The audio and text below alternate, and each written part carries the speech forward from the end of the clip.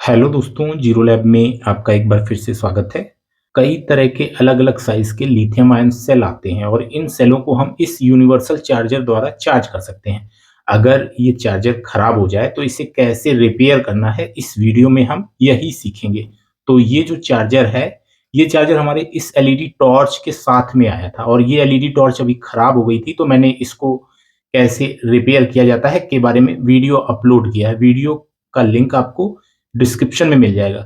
अच्छा, ये चार्जर जो है, इस चार्जर में आप सेल जो है वो इस तरीके से यहाँ पे पॉजिटिव नेगेटिव देख के लगा देंगे और ये स्प्रिंग इसमें लगा हुआ है, तो ये नीचे का जो नेगेटिव साइड है ये हम एडजस्ट कर सकते हैं और यहाँ पे किसी भी साइज का सेल जो है इसमें लगा सकते हैं। तो ये जो सेल है, इस सेल को पहले मैं आपको टेस्ट करके दिखाता हूँ। मल्टीमीटर को मैंने डीसी वोल्टेज सेक्शन में लगा लिया है, बैक लाइट ऑन कर ली है और यहाँ पे आप देख पाएंगे इसका जो वोल्टेज है वो 3.75 वोल्ट दिखा रहा है। यानी ये सेल जो है अभी फुल चार्ज नहीं है, फुल चार्ज में 4.2 वोल्ट दिखाता है।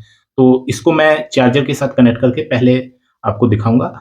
ये चार्जर जो है पहले मैं बगैर सेल कनेक्ट किए लगाता हूँ पावर मॉनिटर में, तो यहाँ पे एलईडी जो है ग्लो होती है और पावर मॉनिटर में 0 वॉट दिखा रहा है। यानी ये कोई करंट जो है वो कंज्यूम नहीं कर रहा है या बहुत कम करंट कंज्यूम कर रहा है। यहाँ पे हम चार्जर में ये सेल जो है पॉजिटिव नेगेटिव इंडिकेशन देख के और लगाते हैं इस तरह से। और अब मैं इसे फिर से पावर मॉनिटर में प्लग करने वाला हूँ। यहाँ पे आप एलईडी इंडिकेटर को देखेंगे कि एलईडी इंडिकेटर जो है वो रेड ग्लो कर रहा है। हालांकि चार्जिंग में रेड ही ग्लो करता है और यहाँ पे पावर मॉनिटर में कोई भी वोल्टेज नहीं शो कर रहा है। इसका मतलब बैटरी जो है ये हमारी चार्ज नहीं हो रही है।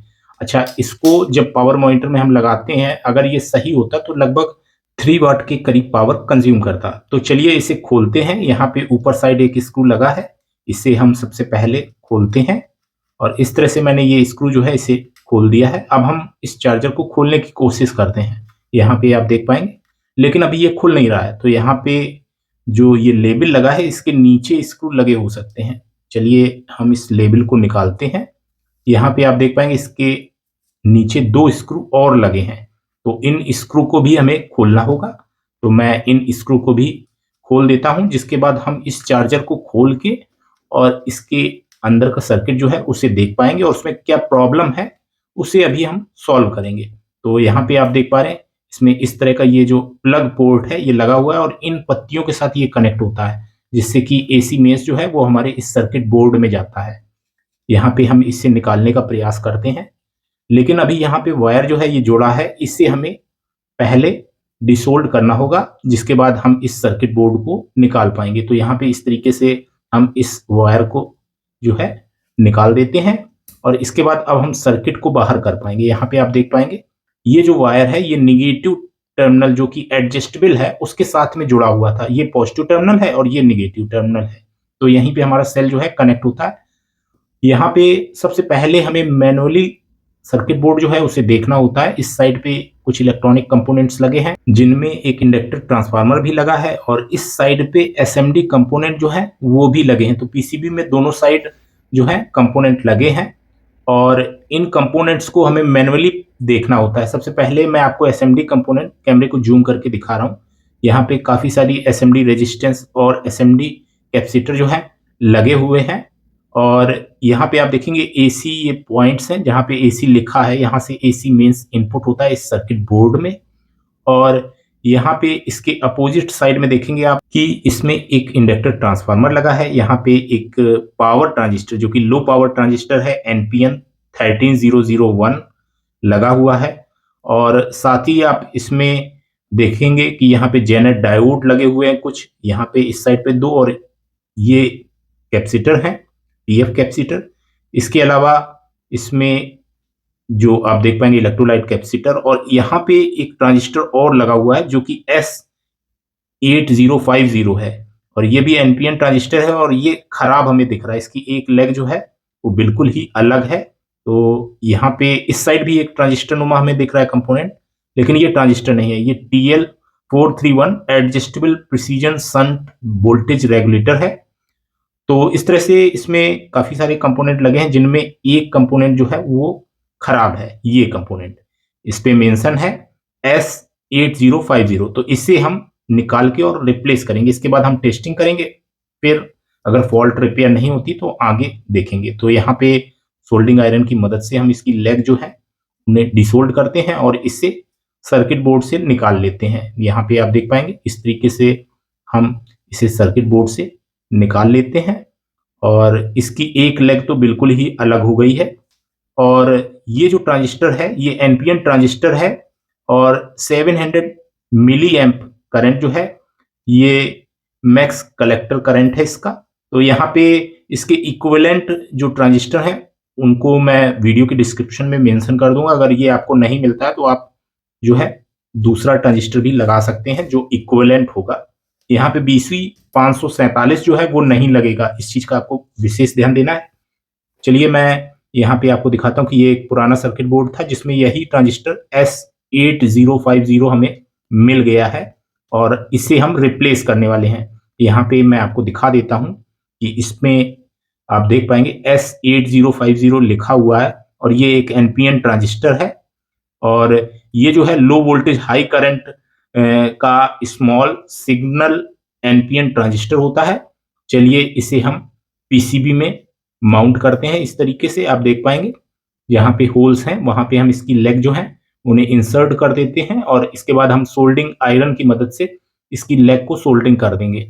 तो चलिए हम इसकी जो लेग हैं उन्हें पीसीबी में सोल्डिंग कर देते हैं। यहाँ पर आप जब भी ट्रांजिस्टर रिप्लेस करेंगे तो डायरेक्शन का विशेष ध्यान देना है, यानी जो ट्रांजिस्टर है उसका इमिटर कलेक्टर बेस जो है वो सही पोजीशन में लगा हो, अदरवाइज जो सर्किट बोर्ड है वो वर्क नहीं करेगा और ट्रांजिस्टर भी खराब हो सकता है। तो इस तरीके से आप देख पाएंगे कि हम जो ये ट्रांजिस्टर हमने लगाया उसकी सोल्डिंग प्रॉपर कर लेते हैं और उसके बाद हम टेस्टिंग करेंगे। तो यहाँ पे कैमरे को मैं जूम कर लेता हूँ और आप देख पाएंगे कि मैं इसकी सोल्डिंग जो है वो कर रहा हूँ और इस तरीके से यहाँ पे इसकी तीनों लेग जो है उन्हें हमें अच्छे से सोल्डिंग कर देना है और इस चीज का विशेष ध्यान देना है कि शॉर्टिंग वगैरह ना रहे कहीं पे। तो आप यहाँ पे देख पाएंगे कि हम प्रॉपर तरीके से सोल्डिंग जो है वो कर रहे हैं।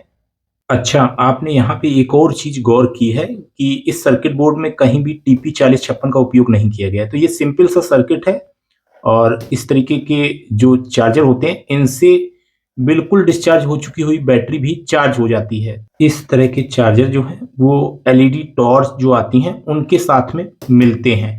कारण वहां पे ये होता है कि जो टॉर्च में सेल लगता है वो ऐसा होता है कि ज्यादा डिस्चार्ज हो जाता है। ऐसी स्थिति में चूंकि उसमें जो लो वोल्टेज प्रोटेक्शन है वो नहीं होता है, सेल में बीएमएस नहीं लगा है, तो ऐसी स्थिति में इस तरह का चार्जर द्वारा ही हम उसे चार्ज कर सकते हैं। यहाँ पे आप देख पाएंगे ट्रांजिस्टर हमने लगा दिया है और हम अब यहाँ पे स्क्रैच कर रहे हैं इसके पॉइंट्स की कहीं भी शॉर्टिंग ना रहे। इस तरह से इस पीसीबी को हमने रिपेयर कर दिया है। अब हम टेस्टिंग करेंगे। तो यहाँ पे टेस्टिंग करने के लिए हम क्या करेंगे, इसे पहले की तरह पूरा पैक करेंगे। यहाँ पे आप देख पाएंगे मैं इसे इसकी जो हाउसिंग है उसमें पैक करता हूँ। तो यहाँ पे एक होल है, उससे हमें ये वायर पहले निकालना होगा और इस तरह से वायर जो है होल से निकालने के बाद हम यहाँ पे सोल्डिंग जो है वो कर देंगे और इसको हम प्रॉपर तरीके से पैक कर देंगे। यहाँ पे आप देख पाएंगे कि मैंने इसे प्रॉपर तरीके से पैक कर दिया है और अब हम टेस्टिंग करेंगे। तो पहले मैं यहाँ पे सेल जो है इसमें प्लेस कर देता हूँ और फिर आपको दिखाता हूँ। आप यहाँ पे देख पाएंगे सेल के टर्मिनल का आपको विशेष ध्यान देना है क्योंकि इसमें पॉजिटिव नेगेटिव का ध्यान देना होगा। यहाँ पे अब हम इसे पावर मॉनिटर के साथ में लगा रहे हैं। पावर मॉनिटर 00 वॉट दिखा रहा है। जब हमने इसे लगाया तो यहाँ पे 2.66 वॉट दिखा रहा है। साथ ही आप इसमें एलईडी इंडिकेटर जो है रेड ग्लो होता हुआ देख पाएंगे।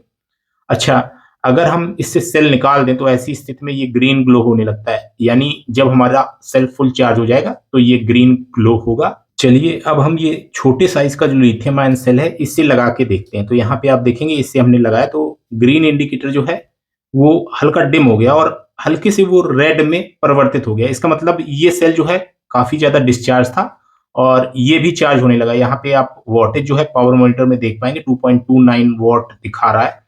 तो इस तरह से इस चार्जर को हमने रिपेयर कर लिया है। तो आप भी इस तरह के यूनिवर्सल चार्जर जो है उन्हें आसानी से रिपेयर कर पाएंगे। तो उम्मीद करता हूं ये वीडियो जो है आपके लिए हेल्पफुल रहेगा। आज के वीडियो में इतना ही। Thanks for watching. Have a nice day.